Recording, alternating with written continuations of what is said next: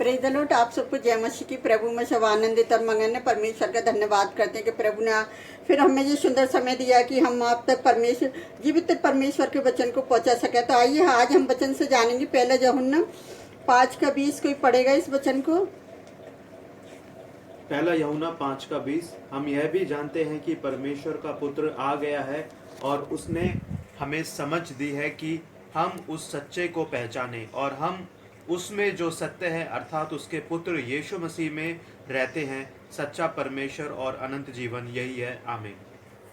Hallelujah. तो परमेश्वर का धन्यवाद करते हैं कि हमें जो वचन बता रही है कि परमेश्वर का पुत्र अब आ गया है और हमें अब समझ भी हो गई है कि हाँ, हम उस सच्चे परमेश्वर को पहचाने। आज लोग सच्चे परमेश्वर को पहचानने और आज सच्चे परमेश्वर की ओर जा रहे हैं। उन्होंने सत्य को पहचान लिया है कि उसने क्या करा कि उसके पुत्र यीशु मसीह में रहते हुए सच्चे परमेश्वर और अनंत जीवन वही है जो सच्चे मन से परमेश्वर को जानता है और सच्चे मन से उस पर विश्वास करता है।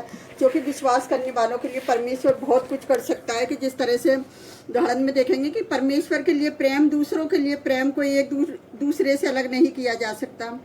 यदि हम सचमुच परमेश्वर से प्रेम करते हैं तो हम लोगों से भी प्रेम करेंगे। यदि हम सचमुच लोगों से प्रेम करते हैं तो हम परमेश्वर से भी प्रेम करेंगे।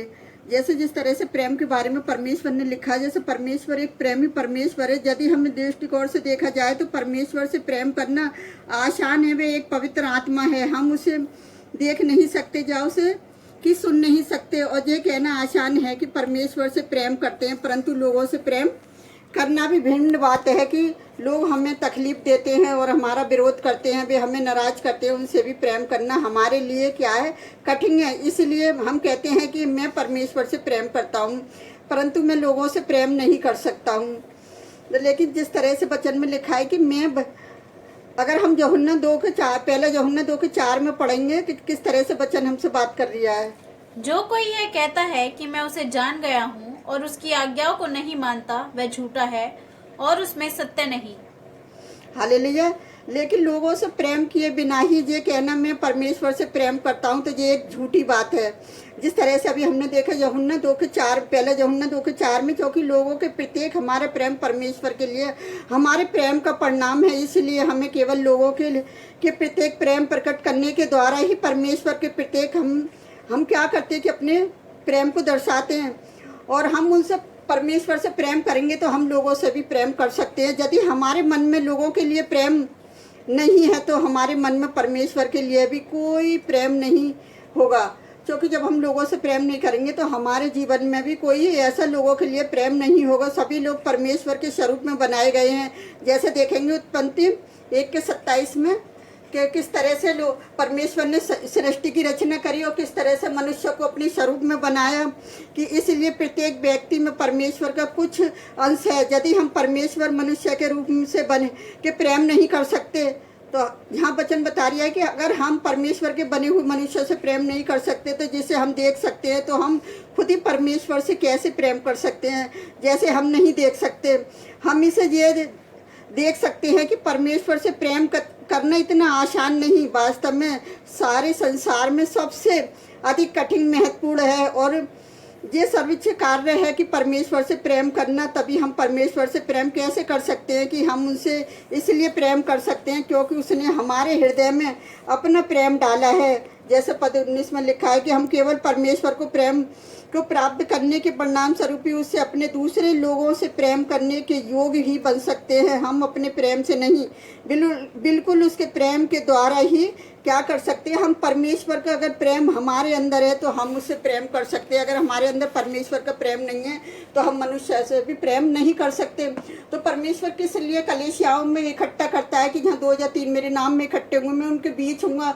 जब हम कलीसिया देखो जब इकट्ठी होती है तो कैसे परमेश्वर का प्रेम दर्शाता है। तो इसीलिए हमें हर एक जाति के लिए यीशु मसीह ने क्या करा कि क्रिश्चियनों के ही लिए अपने आप को बलिदान नहीं करा, उसने सारी मानव जाति के लिए बलिदान करा। क्योंकि वचन में लिखा है कि परमेश्वर ने जगत से ऐसा प्रेम किया कि अपना इकलौता पुत्र दिया।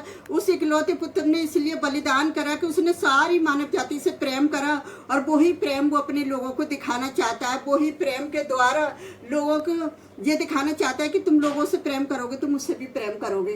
तो मैं परमेश्वर यहोवा का धन्यवाद करती हूँ आज के सुंदर वचन के लिए। आइए हम आप सबके लिए प्रार्थना करते हैं, आप भी हमारे साथ मिलकर प्रार्थना करें। Hallelujah hallelujah. धन्यवाद करते राजाओं के राजा, प्रभुओं के प्रभु, आप महान है राजा, आप स्तुति के योग हैं, आप महिमा के योग हैं मेरे पिता परमेश्वर, जो आपने अपने इकलौते पुत्र यीशु मसीह को हमारे लिए बलिदान कर दिया कि हम उससे प्रेम करें। प्यारे पिता परमेश्वर, किस तरह से हमारे लिए कोड़े खाए कि उसके कोड़े खाने से हम चंगे हो जाएं, उसके लहू के द्वारा शिफा पाएं प्यारे पिता परमेश्वर, उसकी सूली की मौत के द्वारा जीवन पाएं पिता, जो उसकी सूली की मौत के द्वारा जो हमें जीवन मिला है पिता, जो जीवन बहुत आई से इस्तेमाल हो कि आपके नाम को महिमा और आदर मिले प्यारे जो परमेश्वर, जो एक दूसरे के प्रत्येक हमें प्रेम दिखाया है प्यारे पिता परमेश्वर। सचमुच जो लोग आपसे प्रेम करते हैं वो मनुष्य से भी प्रेम करते हैं मेरे जो परमेश्वर, क्योंकि आपने अपने लोगों को यही सिखाया है कि एक दूसरे से प्रेम करें प्यारे पिता परमेश्वर, कि हमारा वचन पढ़ना बोलना व्यर्थ न जाए, लोगों के लिए एक आशीष बन जाए मेरे जो परमेश्वर। हमें रात दिन उनके लिए प्रार्थना करना उनके लिए एक आशीष बन जाए प्यारे पिता परमेश्वर। जितने लोग हम लाइक कमेंट सब्सक्राइबर करते हैं पिता, हर एक जन के लिए हम यही प्रार्थना करते हैं खुदावन, उनकी जो भी कमी घटी है अपने स्वर्ग खाते से पूरी करें प्यारे पिता परमेश्वर। जो भी अपनी समस्याओं को आपके सम्मुख रखते हैं खुदावन, आप उन सबकी प्रार्थनाओं को सुनना कबूल करना पिता, और वो हमारी वीडियो को लाइक कमेंट सब्सक्राइबर करें ताकि आपका वचन दुनिया भर में पहुंच सके प्यारे जो परमेश्वर। देश के कोने कोने में आपका वचन पहुंच सके प्यारे पिता परमेश्वर। मैं अपने देश के लिए, अपने देशवासियों के लिए यही प्रार्थना करती हूँ खुदावन कि हमारा देश तरक्की करे खुदावन। मैं राष्ट्रपति सीएम के लिए, प्रधानमंत्री के लिए प्यारे पिता परमेश्वर, मैं सबके लिए, देश को चलाने वाले लोगों के लिए प्रार्थना करती हूँ खुदावन कि हमारा देश तरक्की करे खुदावन, कि आपके नाम को महिमा और आदर मिले पिता। मैं सारा आदर महिमा आपको देती हूँ, सारी कमी घटियों को आपके चरणों में डालती पिता। हम जो भी मांगते हैं ऐसे को पवित्र और सामर्थी नाम पर आमीन। प्रभु आप सबको बहुताई से आशीष दे।